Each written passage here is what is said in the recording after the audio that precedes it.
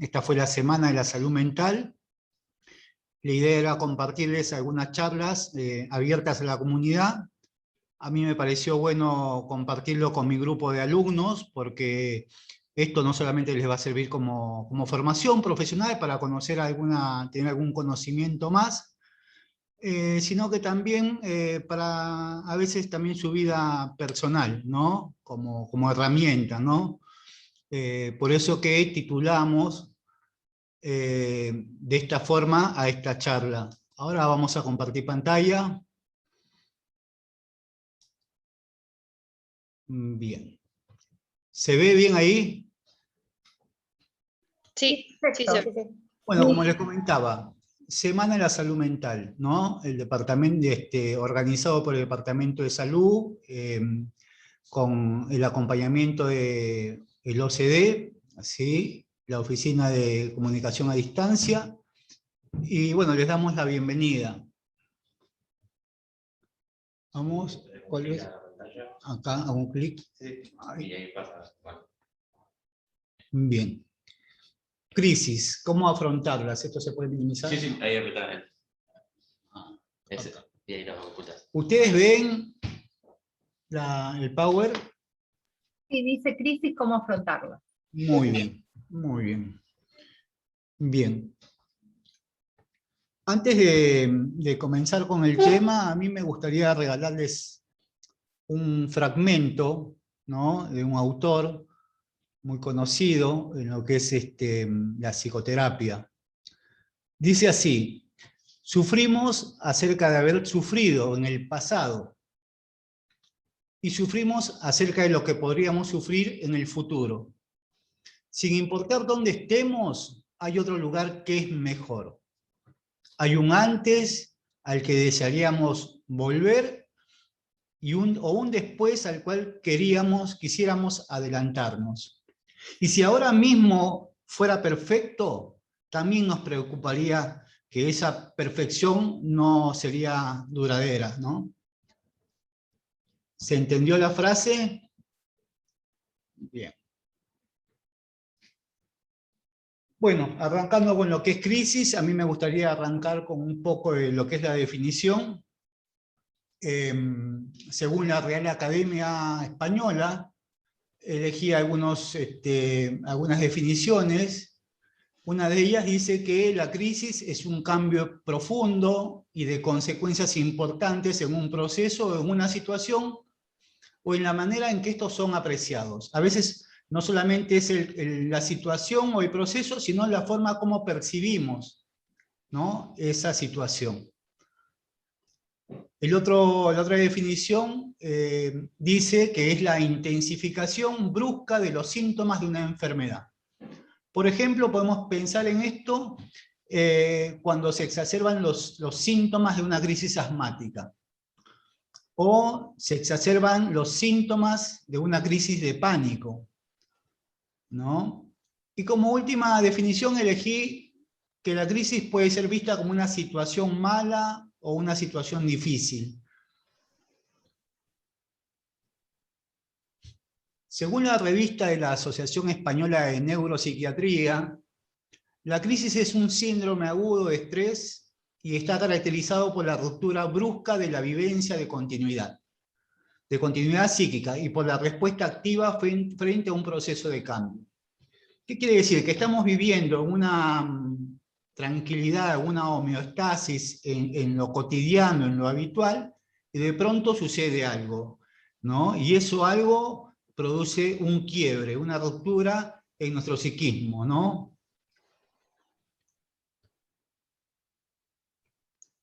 Por ejemplo, lo que hace poco estuvimos viviendo en su momento más álgido, si bien hoy en día los casos han bajado gracias al proceso a la campaña de vacunación, etc.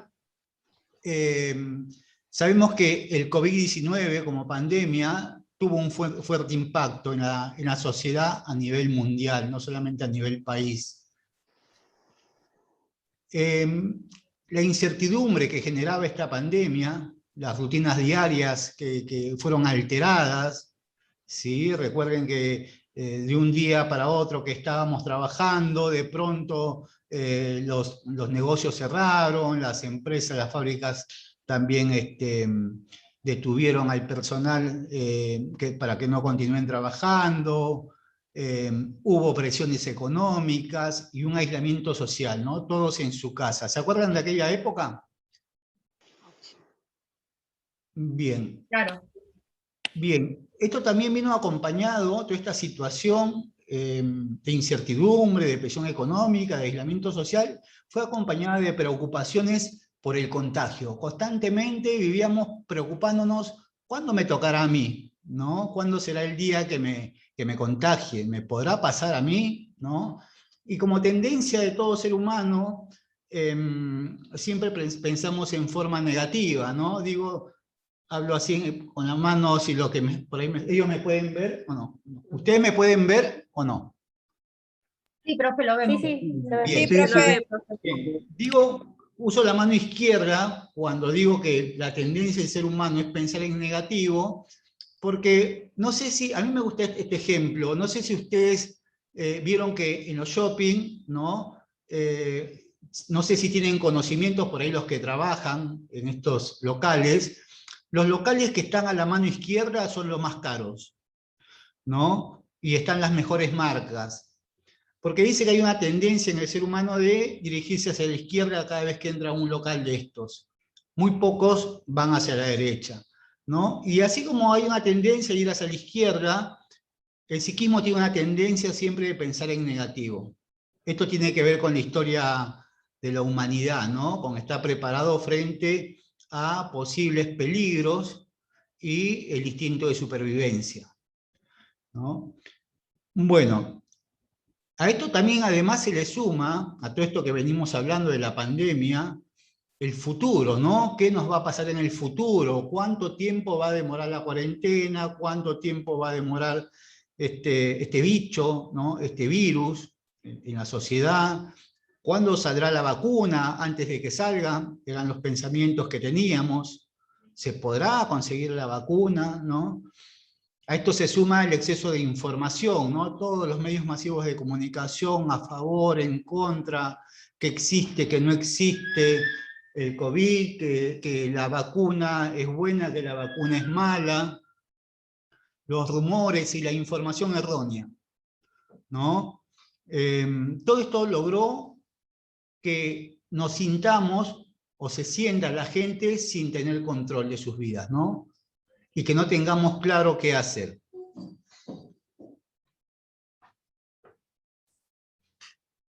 Continuando un poquito con el COVID, que es uno de los temas actuales, un reciente sondeo realizado por la UNICEF muestra que la crisis del COVID ha tenido un impacto importante en la salud mental de las y los adolescentes y jóvenes en Latinoamérica y el Caribe. Se hizo un estudio en esta región y vieron que había un impacto. El reporte de este estudio da cuenta de los sentimientos que enfrentaron en los primeros meses de respuesta a la pandemia y luego de algunos meses más, ¿no? Habla del septiembre de 2020. Vamos a ver cuáles fueron esos impactos, ¿sí? Lo que se presentó, lo que se pudo visualizar fue que apareció ansiedad y depresión, ¿no? Y que la principal causa o razón que influye en estas emociones era la situación económica, ¿no? También apareció desmotivación para realizar actividades. La situación de pandemia había afectado el día a día de las personas y este estudio reportaba que había menos motivación para realizar tanto las actividades habituales, ¿no? que teníamos que hacer por responsabilidad, por ejemplo, o actividades que antes se disfrutaban, que eran placenteras, pero que comenzó a haber una desmotivación para realizar dichas actividades. Por último, también poder decir de un pesimismo, ¿no? Las personas tenían una visión negativa sobre el futuro, un futuro incierto como dije hace un momento con la mano izquierda, la tendencia del ser humano es pensar cuando se habla de futuro, en un futuro mayormente negativo. Es pocas veces que se piense en un futuro positivo, ¿no? Mayormente pensamos, sobre todo en una situación de pandemia, pensamos en un futuro negativo. Todas estas cosas provocó una crisis psicológica. Y ahí nos vamos adentrando un poco, ¿no?, a lo que nos concierne a nosotros como psicólogos, acá acompañado de algunas compañeras, algunas colegas. Ustedes por ahí la conocen a la licenciada Analía Páez, algunos de ustedes que están ahí presentes, otros a la licenciada Verónica Pisano. Existen varios enfoques en realidad en cuanto a definiciones de crisis psicológicas. En realidad, estos enfoques tratan de ver cómo una persona lidia. Lidia quiere decir que lucha, ¿no? Pelea, combate. Cómo una persona combate con el evento más que el evento en sí mismo. O sea, más es la lucha que le presta, o el tiempo o la energía que presta en esa lucha la persona, que la situación misma. Eso es más perjudicial. Una definición de Kaplan que me gusta es las personas como crisis psicológica, ¿no? Hablando de esto, dice Kaplan que las personas se encuentran en un estado de crisis cuando se enfrentan a un obstáculo para alcanzar objetivos importantes en la vida, y un obstáculo que durante un tiempo es insuperable, acaba lo importante, mediante el uso de métodos habituales de resolución de problemas. ¿Qué quiere decir esto? Que frente a una crisis sabemos o tenemos la estrategia para enfrentar esa crisis, pero a veces hacemos exceso en el uso de esas estrategias, ¿no? Siempre hacemos lo mismo, ¿no? Y a veces no nos da el resultado esperado, ¿sí? A veces las mismas estrategias que en algún momento nos fueron útiles, nos fueron funcionales, en otros momentos son totalmente disfuncionales, ¿no? Y es ahí cuando esta lucha con la crisis es más perjudicial que la crisis en sí misma. Otra de las definiciones que me gustó es cuando dice James que la crisis es una percepción o experiencia de un evento o situación, como una dificultad intolerable que excede los recursos actuales y los mecanismos de afrontamiento de la persona. Aquí vemos que hay como una explicación de lo que antes estábamos hablando, ¿no? Hacemos intentos fallidos, ¿no?, por afrontar esa crisis, por controlar esa crisis, pero que en la actualidad no alcanzan los mecanismos de afrontamiento de esa persona. Antes de ir a lo que más me interesa compartir con ustedes, que es darles herramientas desde acá del servicio de psicología, es brindarles herramientas, estrategias que ustedes puedan poner en práctica para saber qué hacer frente a una crisis, ¿no? Y salir beneficiados, ¿no?, de la mejor manera posible frente a esa crisis. Bueno, con respecto a los tipos de crisis, a menudo pensamos en una crisis como un desastre repentino e inesperado, como un accidente automovilístico, por ejemplo, un desastre natural o un evento catastrófico. Sin embargo, las crisis pueden variar sustancialmente en tipo y gravedad. Algunos tipos de crisis, algunos autores le llaman crisis del desarrollo, ¿no?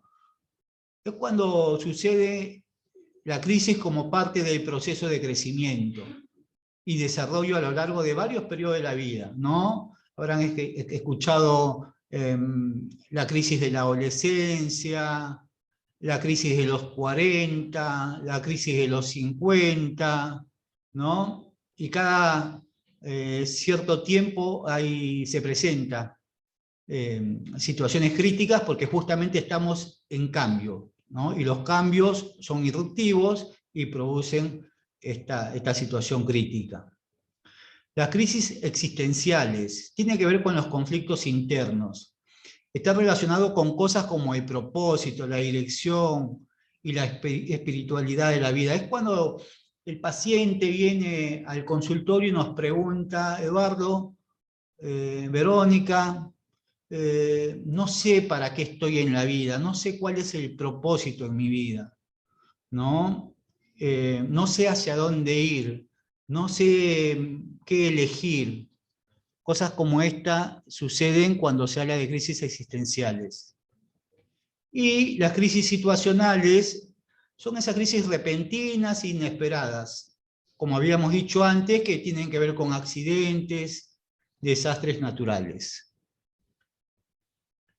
Sin embargo, a veces una crisis puede ser bastante obvia, ¿no? Como cuando una persona pierde su trabajo, también produce crisis cuando alguien se divorcia o se involucra en algún tipo de accidente. En otros casos, una crisis personal puede ser menos aparente, pero aún puede conducir a cambios dramáticos en el comportamiento y el estado de ánimo. Dijimos que puede ser menos aparente porque tiene que ver con la percepción que tenemos de aquella situación, a la cual le llamamos crisis. ¿Sí? No es lo mismo la situación crítica para dos chicos que tienen entre 14 y 15 años. Cada uno, frente a ese cambio del ciclo vital, lo ven de manera distinta, lo afrontan de manera distinta, ¿no? Hablando un poco de crisis, ¿alguna vez a alguno le pasó lo que solemos llamar crisis de pánico? A ver, quiero escucharlos un poquito, a ver si están en línea. Sí, ¿Escucharon profe, a algún? mí me pasó viajando en tren. Viajando en el tren. Bien. Les ha pasado, ¿no? Sí, sí, sí, a mí también. Sí, bien. Es una situación, ¿no?, que tiene un malestar clínicamente significativo, donde se presentan ciertas Profe, respuestas fisiológicas. Sí, dime. buenas tardes. Buenas tardes. ¿Es lo mismo que es el ataque de pánico, la crisis de pánico? ¿Es lo Sí. mismo o no? Sí, a ver, crisis de pánico tenemos todos, ¿sí? Todos tenemos en algún momento crisis de pánico. O sea, algunos la notamos más que otros. Algunos tenemos más herramientas que otros o menos herramientas que otros. La crisis de pánico o crisis de angustia se transforma en un trastorno cuando se producen repetidas veces esa crisis de pánico.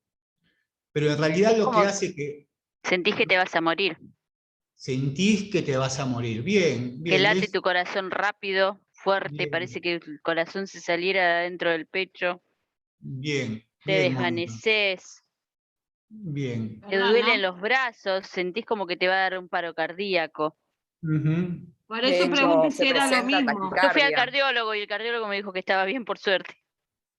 Claro, les voy a hacer Profe, un por eso yo ejemplo. pregunté si era lo mismo que ataque, porque, por ejemplo, a mi suegro una vez le agarró esos síntomas que dijo la compañera. Bien, muy bien. Les voy a hacer un ejemplo. Si en este momento estamos los cuatro reunidos acá, los cuatro psicólogos, y escuchamos un tiro en la parte de afuera, nos va a producir ciertas respuestas en nuestro organismo, ¿sí?, que tienen que ver con la crisis de pánico. Vamos a tener una crisis de pánico, ¿sí? Seguramente taquicardia, ¿no? Sensación de falta de aire porque seguramente vamos a estar hiperventilando por el miedo, ¿no? Sensación de algunos malestares en las piernas y brazos porque por un instinto de supervivencia, el ser humano se prepara para la lucha o huida, ¿no? Todos estos síntomas vienen aparejados a la crisis, a la situación crítica, que todos en algún momento la tenemos, ¿no? Cuando discutimos con la pareja, los que discuten con la pareja, cuando discutimos con alguien en la calle, cuando nos echan del trabajo, cuando perdemos dinero, ¿no? Pasa, esto todos tenemos crisis de pánico. Les decía que la crisis de pánico se convierte en un trastorno cuando son repetidas veces, ¿sí? En un tiempo determinado. ¿Y qué es lo que hace que se produzca estas repetidas veces las crisis de pánico para que se convierta en un trastorno? Es el miedo a tener miedo. ¿Sí? Cuando trato de controlar ese miedo, cuando trato de controlar no volver a tener una crisis de pánico, o cuando estoy hiperalerta que me dé o no me dé una crisis de pánico, ¿sí? Es ahí que se produce a veces un trastorno, ¿no? Constantemente estoy alerta, si mi corazón tiene palpitaciones, comienzo a hacer la prueba de si respiro o no correctamente, si me está ingresando el aire, ¿no? Y esto tiene que ver con lo que les decía, ¿no? Esto puede hacer que se convierta en un trastorno de pánico. A mí me Vamos pasó, a mí me Sí, pasó. bien. Después de que fui al cardiólogo, Voy a el sacar. cardiólogo me dijo que estaba bien, Ajá. ¿no? Sí. Empecé a caminar normal porque ya no caminaba más porque tenía miedo de morirme, de que me agarre un paro cardíaco. Bien, vos... Porque empezaba a caminar y entonces dije, bueno, si el cardiólogo dijo que estoy bien, si me voy a morir en el camino, me moriré, ya está, basta. No, y como que se me pasó. Claro. Ya. Yo me quedo con Soy esto que... autocurable siempre. Yo me quedo con esto que vos dijiste, tenía miedo a morirme, ¿no? ¿Qué hacemos frente a una crisis? ¿No? Digo, hago este recorte de tengo miedo a morir porque lo vamos a retomar más adelante. ¿Qué hacemos frente a una crisis? Ya sea de pánico, ya que sea una crisis de pareja, ya sea una crisis laboral, ¿sí? Pensemos en ya sea la crisis de pandemia. ¿Qué hacemos frente a una crisis? Ya dijimos qué es lo que se dispara frente a una crisis, ¿no? Se disparan emociones, ¿sí? Y pensamientos negativos. Por lo general son negativos, ¿sí? Me voy a morir, esto que vos decías, ¿no? Emociones de angustia, de ansiedad, ¿no? Que a veces nos hacen llevar a cabo conductas, ¿no? Frente a esas respuestas o reacciones fisiológicas que aparecen en el cuerpo, tomamos decisiones y decidimos hacer ciertas conductas, ¿no? Lo que a veces hacemos es... Lo que a veces... Sí, a ver, déjame terminar con esta idea y te doy la palabra, por favor. Dale. ¿Sí? Para no cortar. Lo que siempre, por lo general, hacemos es que luchamos o evitamos, ¿sí? Por instinto de supervivencia, estamos preparados las piernas para, las manos para luchar o las piernas para escapar, para huir, ¿no? Por eso esa sensación en las piernas y en los brazos, ¿no? Porque el corazón, la taquicardia, ¿no? Que ustedes sienten es el corazón latiendo, enviando sangre a las piernas y brazos para estar preparados para la situación de peligro. Por lo general tratamos una y otra vez, bueno, ahí, luchamos o evitamos, y eso a veces sirve, es funcional. Algunos por ahí, frente a una situación de crisis, frente a una situación de miedo, frente a emociones displacenteras, frente a pensamientos negativos, luchamos o los evitamos. Y esto, como les decía, a veces es funcional, pero otras veces es totalmente disfuncional. ¿Sí? Y ahí vamos viendo por qué. Por lo general, cuando tenemos pensamientos negativos frente a una crisis, o nos despiertan emociones displacenteras, lo que hacemos es tratar de controlar esa crisis, esos pensamientos, esas emociones. ¿Sí? Lo puse acá con letra, lo marqué con todo, lo marqué con entre comillas, con negrita, la puse un poquito más grande y la subrayé en cursiva también como para que tengan en claro esta palabra, esta frase, controlar, o esta palabra, ¿sí? Que es la que tenemos que trabajar. Tratamos de controlar. Y yo para esto los invito a hacer un ejercicio para ver si podemos o no controlar los pensamientos, por ejemplo, ¿Sí? Ahí ustedes pueden ver la imagen del oso polar. Sí, profe. Sí, sí, se ve. Bien. Ahora vamos a hacer un pequeño ejercicio que dura 1 minuto. ¿Sí? Les pido, los invito a que miren a ese oso polar detenidamente, lo representen en su mente. Es enorme, es blanco, peludo, tiene la nariz, los ojitos, las orejitas negras, las garras, ¿no? De color oscuro. Piensen en ese oso polar. ¿Lo tienen todos en su mente? Sí. Sí. Bien. Ahora la consigna es, si ustedes están de acuerdo, los que quieran participar, es que cierren sus ojos durante 1 minuto y controlen su mente y no piensen en ese oso polar.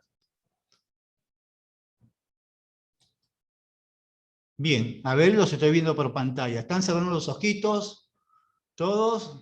Bien, no piensen en el oso polar.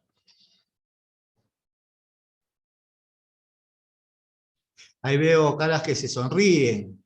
No, es imposible. No llegamos al minuto, dejémoslo ahí.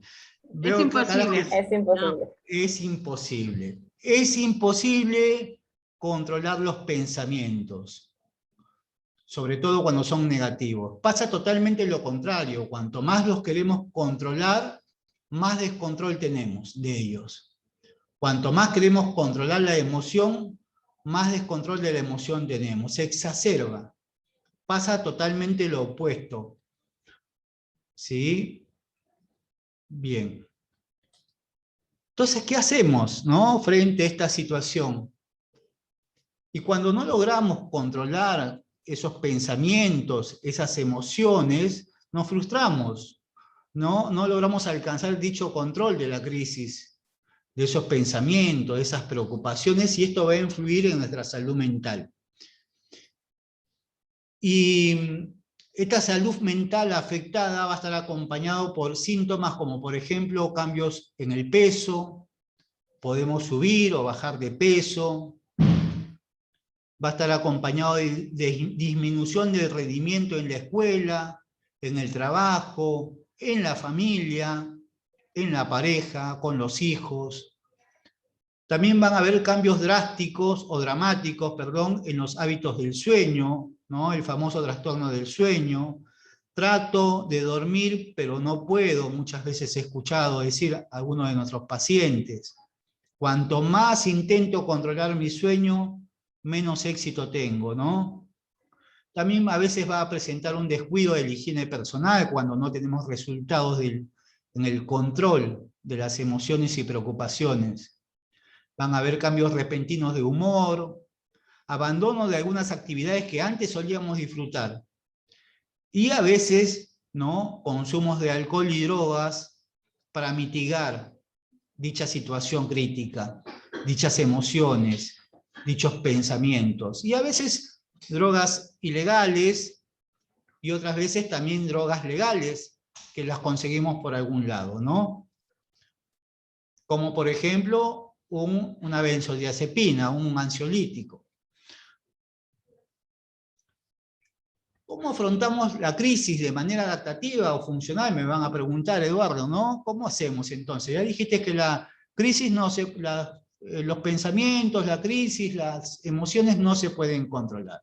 ¿Cómo hacemos para controlarla de manejar o afrontarla de una forma más adaptativa o funcional? Metiéndose en la crisis de lleno.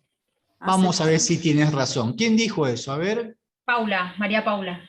María Paula, ¿tu Hansen apellido? Berger. Muy bien, María Paula. Vamos viendo por ahí. Bien, María Paula. Bien.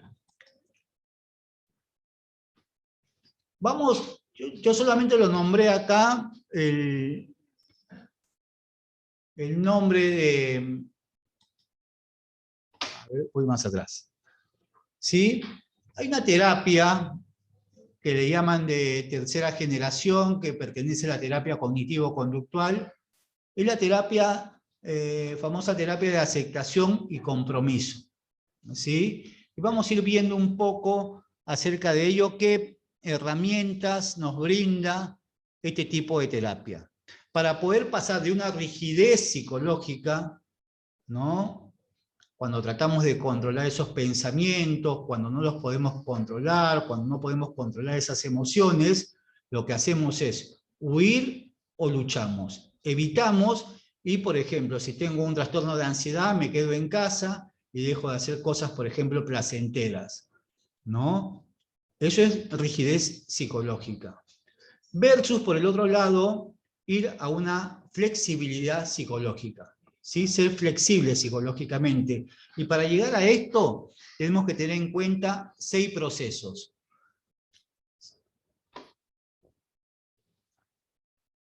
Los procesos que nombra este tipo de terapia, uno de ellos es fusión versus difusión.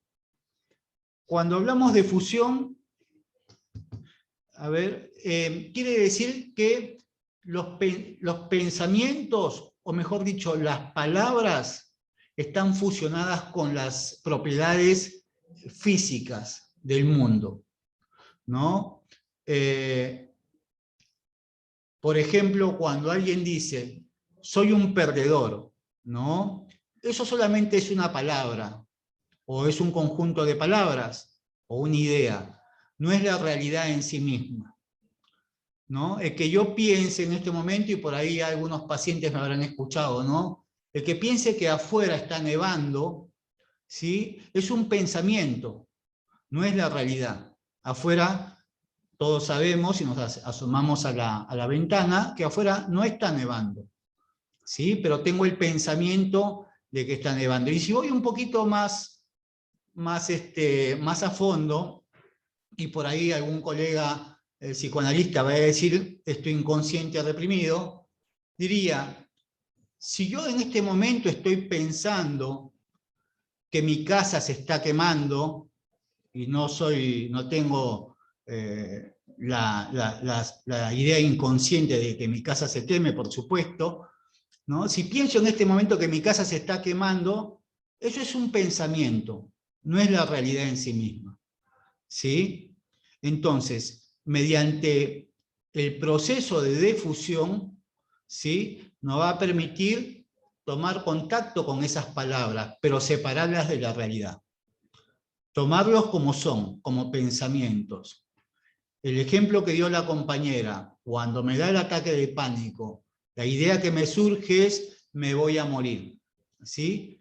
Tomarlo como tal, como un pensamiento, no luchar contra ese pensamiento, no tratar de escapar de ese pensamiento, sino que te tenés que conectar con ese pensamiento, pero tomarlo como tal, ¿sí? No es la realidad en sí misma, ¿sí? De hecho, muchas veces habrás pensado, me voy a morir, y nunca te moriste, ¿no? Hasta ahora, digo, ¿no?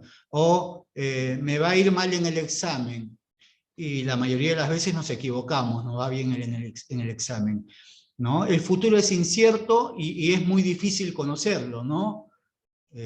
Así que tratemos de ir por este proceso, ¿sí? De la fusión, que la fusión en algún sentido nos sirve para explicar la realidad, por ejemplo, pero en otros momentos es disfuncional. Y tenemos que ir desde esta rigidez de fusión hacia una flexibilidad que nos va a permitir la difusión, separar pensamiento de realidad. La palabra no es la realidad. ¿Sí? Bien. Una pregunta, ¿esto podría llevar también más adelante a tener un trastorno obsesivo compulsivo ante pensamientos negativos? Sí, como te decía, a ver, ahí vamos a ir por partes, ¿sí? Los pensamientos negativos. Retomamos después esta pregunta, ¿sí? Para no evitar no perder el hilo de la charla. Esto que vos decías, ¿no? En el TOC, por ejemplo, es un pensamiento, ¿no? El que yo piense que, como a algunas madres les pasa, estoy cargando a mi hijo y de pronto se me cruza la idea, como se me cruzó a mí la idea de mi casa se está quemando, cruza mi idea de voy a tirar a mi hijo al piso, o lo puedo matar. Eso no es la realidad, simplemente es un pensamiento. ¿Sí? Y hay que aprender a Es hacer un ese temor. proceso. ¿Cómo? Es un temor, aparte, un Que pensamiento. causa temor, que causa miedo, que causa ansiedad, pero esa ansiedad y ese miedo y ese pensamiento no debe conducir nuestras conductas. ¿Sí? No es que lo dejo a mi hijo en la cama y salgo corriendo, por ejemplo. ¿Sí? Es simplemente un pensamiento. ¿Sí? Lo que sí puedes hacer es hacer una consulta, ¿no? En psicología, en una guardia. Pero tratar de ver esto como un pensamiento, no como la realidad en sí misma. ¿Sí? Bien. El otro proceso que nos lleva hacia la flexibilidad psicológica es el de evitación versus aceptación. Cuando hablamos de evitación, hablamos de la evitación de la experiencia. ¿Qué quiere decir esto? Que cuando siento ansiedad, siento tristeza, tengo pensamientos feos, negativos, lo que tratamos siempre es de evitar dichas emociones y dichos pensamientos. ¿Sí? No tomamos contacto con lo que estamos experimentando en ese momento. En el ejemplo de crisis de ansiedad o de pánico, por ejemplo, realizamos intentos para evitarlo, por ejemplo, de no saliendo de casa, ya que tengo miedo de descompensarme o que me dé un ataque de pánico en el tren, ¿no? Tenemos que ir desde esa evitación, que en algunos momentos es funcional, hacia una aceptación, cuando es disfuncional la evitación. La aceptación, cuando hablo de aceptación, no estoy hablando de una aceptación pasiva, no estoy hablando de una aceptación de resignación, me resigno a, ¿sí? Tampoco es la aceptación de la situación no se acepta, ¿sí? Lo que vamos a aceptar son los pensamientos, aunque sean negativos, y lo que tenemos que aceptar son las emociones, aunque sean displacenteras. ¿Sí? No aceptamos en ningún punto la situación. Esto va para todos. ¿Sí? Por ejemplo, una situación de abuso o de maltrato. ¿Sí? La situación de maltrato no la acepto. Lo que sí tengo que aceptar es que me disparan emociones y pensamientos displacenteros. Tengo que tomar contacto con estos pensamientos, con estas emociones, para saber cómo accionar, ¿sí? Frente a esa situación de maltrato, por ejemplo. O saber cómo accionar hacia lo que es valioso para mí, hacia lo que es valioso para vos, ¿no? Por ejemplo, frente a una situación de crisis de ansiedad, ¿no? Uno acepta la emoción, aceptan los pensamientos de me voy a morir, acepta la emoción displacentera, las respuestas fisiológicas, pero también a la vez actúa. Es una aceptación de acción, ¿sí? Por ejemplo, se sienta o se recuesta en el piso y realiza sus ejercicios de respiración diafragmática que ya muchos los deben conocer. Si no lo conocen, vemos si nos queda tiempo y lo hacemos en pantalla. Otro proceso que tenemos que tener en cuenta para la flexibilidad psicológica es pérdida de contacto con el presente versus contacto con el presente.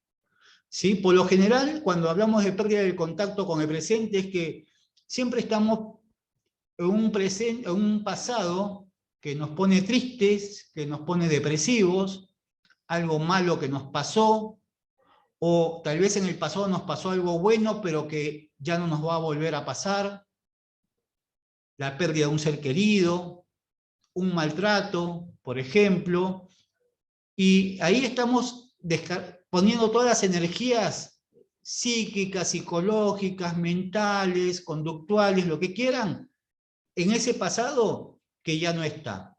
Simplemente son imágenes en la mente. El pasado no está. Simplemente son impresiones en nuestra mente. Eso es cuando perdemos el contacto con el presente. O a veces no estamos en el pasado, estamos en un futuro. Y el futuro lo que hace es que nos preocupa.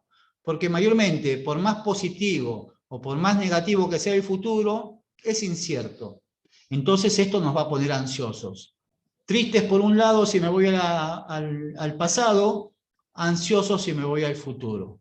¿Sí? Por ejemplo, ya que esto pasa muchas veces en el consultorio, cuando la ansiedad se presenta en la sexualidad, ¿no? En la actividad sexual, ¿no? Y por ejemplo, el hombre o la mujer se le dispara la pregunta de, ¿lo estaré haciendo bien? Y si no lo estoy haciendo bien, ¿qué pasaría? Imagínense que en este momento esas preguntas lo va a poner ansioso y va a hacer que se desconecte con su presente.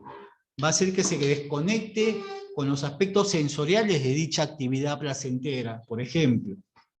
¿Qué es lo que tenemos que hacer? Es tomar contacto con el momento presente. Y para tomar contacto con el momento presente, esto requiere de entrenamiento, de reforzar la atención enfocada y flexible. Hay varios ejemplos, ¿no? Por ejemplo, con respecto a técnicas de atención plena, ¿sí? Que tiene que ver con escaneo corporal, ¿no?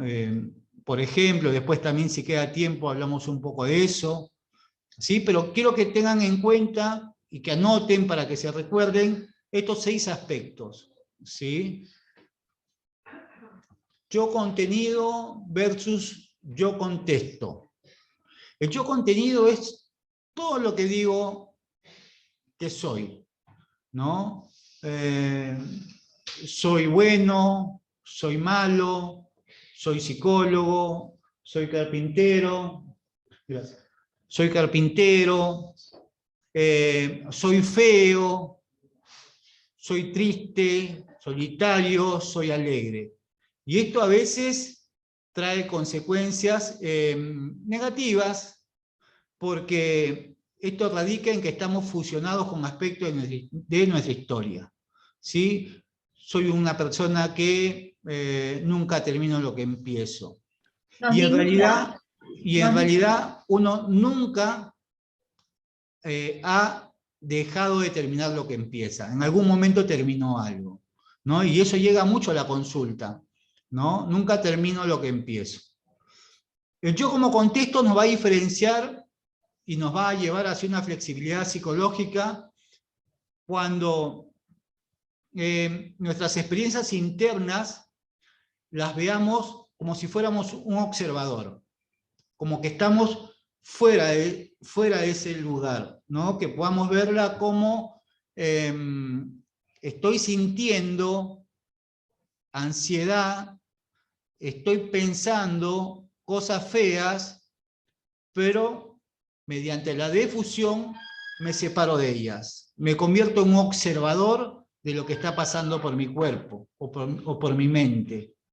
Esto va a posibilitar que lo transitemos sin evitación y sin lucha, ¿no? Que decíamos que eran respuestas disfuncionales. Inacción o impulsividad versus acción comprometida. La inacción es, siento una emoción, siento un pensamiento displacenteros, por ejemplo, enojo, miedo, tristeza, y me quedo inactivo sin hacer nada, me quedo en casa porque tengo miedo de salir, o me enojo y actúo impulsivamente. Esto genera problemas, ¿sí? Las acciones deben ser guiadas en realidad, las acciones comprometidas, por nuestros valores, por lo que es valioso para cada uno de nosotros, ¿sí? Aceptar que tenemos emociones o pensamientos que generan malestar, pero mediante la aceptación podemos realizar acciones dirigidas hacia lo que es valioso para cada uno. Y por último, los valores. Y los valores no es el dinero en sí mismo, ¿sí? Los valores es tratar de encontrar un propósito en la vida. Yo siempre digo que no es tan importante la pregunta ¿por qué a mí? ¿No? Siempre cuando estamos en una situación crítica de enfermedad económica, con los hijos, con la pareja, nos preguntamos y miramos a veces al cielo, ¿no? ¿Por qué a mí? Cambiar esa palabra por una palabra para. ¿Para qué a mí? Esta palabra o esta pregunta, ¿para qué a mí?, nos invita... ¿O por qué no a mí? Sí, ¿por qué no a mí? ¿Por qué no a mí? ¿Por qué no a mí? Pero no te invita, el para qué te invita a descubrir y elegir cuál es el propósito en tu vida. Sin propósitos no podemos vivir. Es como un mapa, una hoja de ruta hacia donde vamos. Tiene un propósito funcional el para qué.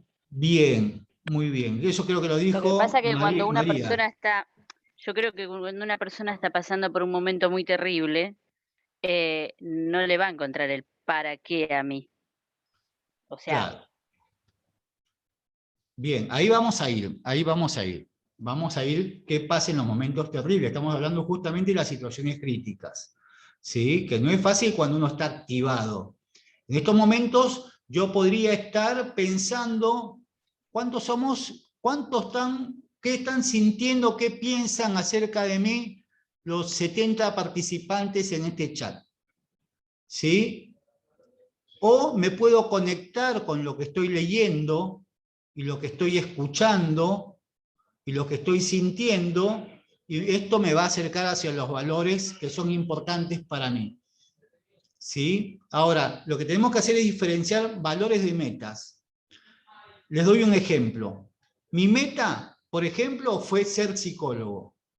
¿Sí? Esa meta es alcanzable y finita. Uno llega a ser psicólogo.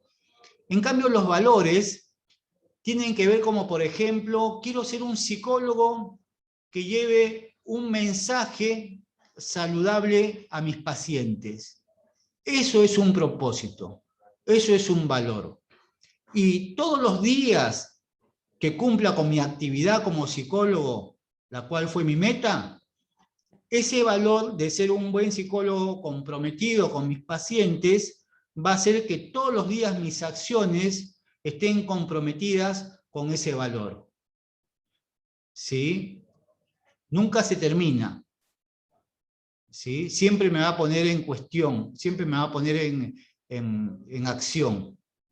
¿Sí? Bueno, acá yo había puesto cómo elegimos los valores. Algún día vamos a poder hacer el ejercicio, ¿qué haría si me gano 100 millones de euros? Frente a esa pregunta, lo primero que se dispara, acá se van a dar cuenta que los 100 millones de euros no son los valores. Es una meta, ¿sí? Que te invita a descubrir cuáles son tus valores. Lo primero que te salga en la mente, ¿sí? Por ejemplo, hacer una fundación. ¿Para qué hacer una fundación? Por ahí va tu propósito, por ahí va tus valores. ¿Por qué a mí y no, sino para qué a mí? Dos madres, esto también algunos ya lo conocen, pierden a sus hijas en esos tiempos donde los femicidas solían quemarlas.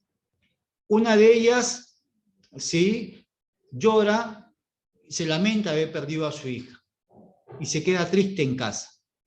La otra madre también llora, se pone triste de haber perdido a su hija. Sin embargo, esta secta, ¿sí?, la primera acepta como resignación y la segunda acepta como acción. Ella hace una fundación que se encarga de alojar a mujeres que sufren violencia de género. Ahí encontró su para qué a mí. No se quedó en el por qué a mí. Y como decía Natalia, creo, es posible que al principio tengamos este por qué a mí, pero tenemos que ir desde ese por qué hacia un para qué. Entonces, haciendo un pequeño resumen, la aceptación nos va a habilitar a no luchar con el malestar. No es bueno luchar con el malestar. Si estás luchando contra el malestar, estamos por mal camino. Gastamos energías que las podemos emplear en otras cosas, que nos acercan hacia nuestros valores. Difusión. La difusión nos da la posibilidad de separarnos de los pensamientos que nos alejan de nuestros valores. El contacto con el momento presente nos habilita a conectarnos con el aquí y ahora. El yo contesto nos da la posibilidad de ver como algo pasajero aquellas situaciones críticas. La acción comprometida son las acciones que van a estar guiadas por nuestros propios valores, no los valores que te dice otro, sino que cada uno tiene que descubrir sus propios valores. ¿Qué es lo importante para vos? ¿Para qué querés ser papá? Ser papá, ser mamá es una meta. ¿Para qué querés ser papá? ¿Para qué querés ser mamá? ¿Sí? Valores. Los valores van a permitir tener en claro el camino por el cual nos vamos a dirigir. ¿Sí? Y por último, acá elegí esta imagen, ¿sí? Son unas piedras apiladas. Esto en realidad es un arte, el arte de apilar piedras, que representa el equilibrio, y que este arte, este equilibrio, ¿sí? Son piedras totalmente distintas, cada una de ellas, ninguna es igual. Este equilibrio requiere de tiempo, requiere de paciencia, requiere de entrenamiento, requiere de acción comprometida, contacto con el presente y un montón de etcéteras, ¿no? Esto es lo que venimos trabajando. No es fácil de un momento a otro, señalando la piedra de abajo, pasar de un por qué a mí a un para qué a mí. Es todo un proceso de entrenamiento y de contacto con el presente. ¿Sí? Bien. Antes que cerremos, estamos en el Hospital Posadas, Departamento de Salud Mental, Servicio de Psicología. El teléfono que ven acá es el directo a psicología. Cualquier consulta nos tienen a su disposición.